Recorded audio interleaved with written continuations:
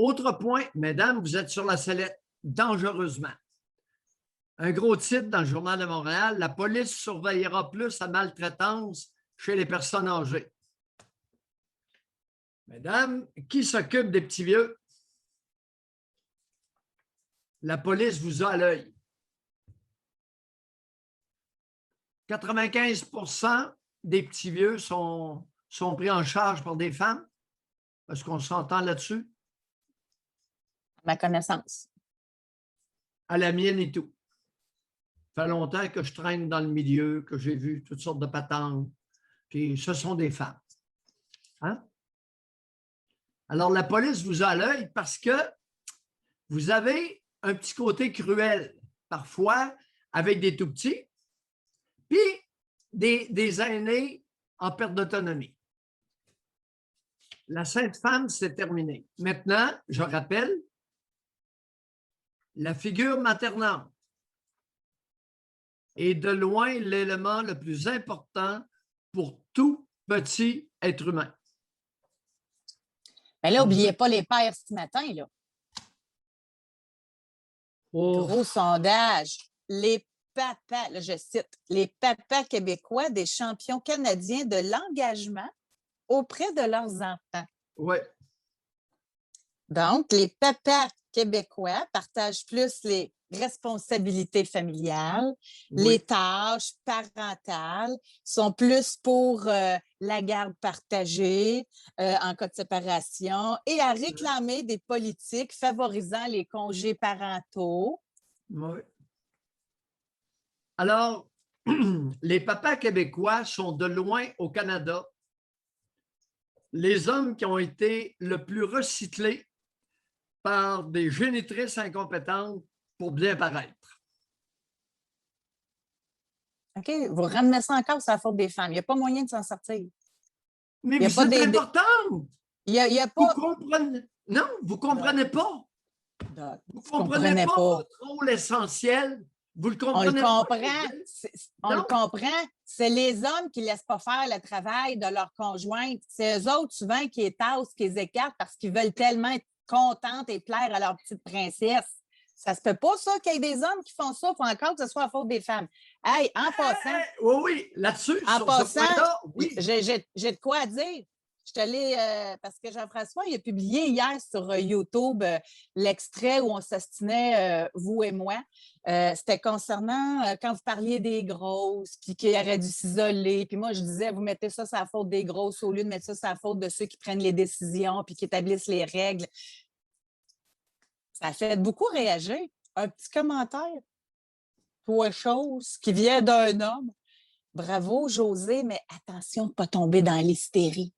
Fait que moi, quand je m'estime, pas le droit d'être passionné, toi. Pas le droit de m'emporter. Vous, pas de trouble, vous avez beau tout faire, il n'y a pas de problème. Double standard, mesdames, mesdemoiselles, messieurs. Double standard. Une femme qui argumente, elle n'est pas hystérique, elle argumente. Hey, je me suis dit, on est encore dans les années 30? Oui. Voyons. Oui. Fait que là, ce matin, je m'emporte un petit peu, je pense à ce monsieur-là. Hey, il m'empêcherait pas d'argumenter. Faudrait que j'argumente comme ça, doucement. Hein? C'est spécial, hein, les perceptions. En tout cas. Fait que donc, voilà. Est-ce qu'il y en a qui veulent réagir? Est-ce qu'il y en a qui aimeraient nous parler ce matin? Là, qu'est-ce que vous aviez terminé vos points? Bon, écoute, le dernier, moi, écoute, un incident, non, un événement en Australie. Là, il y a des cultivateurs en Australie qui sont envahis par les souris dans leurs céréales et dans leurs foins. Alors, la réponse, la solution, c'est Jacinda Ardern, la première ministre de la Nouvelle-Zélande.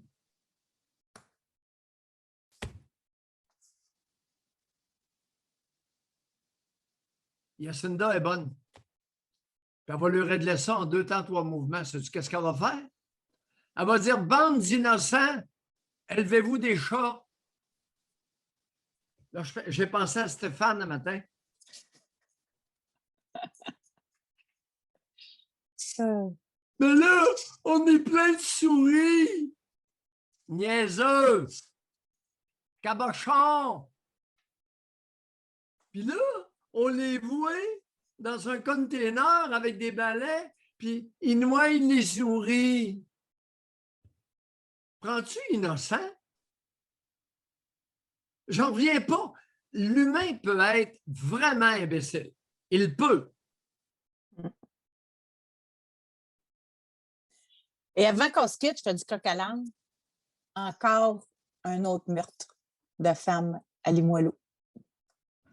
Ce matin, l'homme s'est livré à la police. Oui, elle n'a pas voulu obéir. Qu'est-ce que tu veux que je te dise? Hey, parlant de ça encore, on a fait ça, on disait par rapport au sondage qui m'a vraiment traumatisée, là, c'est qu'il y a Oui. des femmes qui pensent qu'elles méritent d'être violentées par leur conjoint. Là. Oh oui. Si on demandait à tout le monde là, qui nous écoute, même ceux là, qui sont biaisés, là, OK? Pensez-vous que vous méritiez que vos parents vous frappent quand vous étiez jeune? Eh boy, d'après moi, les statistiques montent dans le piton. 80 Oui. 80 vont être... On est traumatisé que les femmes, il y en a là, à 20 chez les Allemands, trouvent que leur conjoint avait raison de les battre. Okay? On est traumatisé de tout ça bien raide. Là. Mais si on demande au monde, est-ce que votre père ou votre mère avait raison de vous battre, de vous fesser?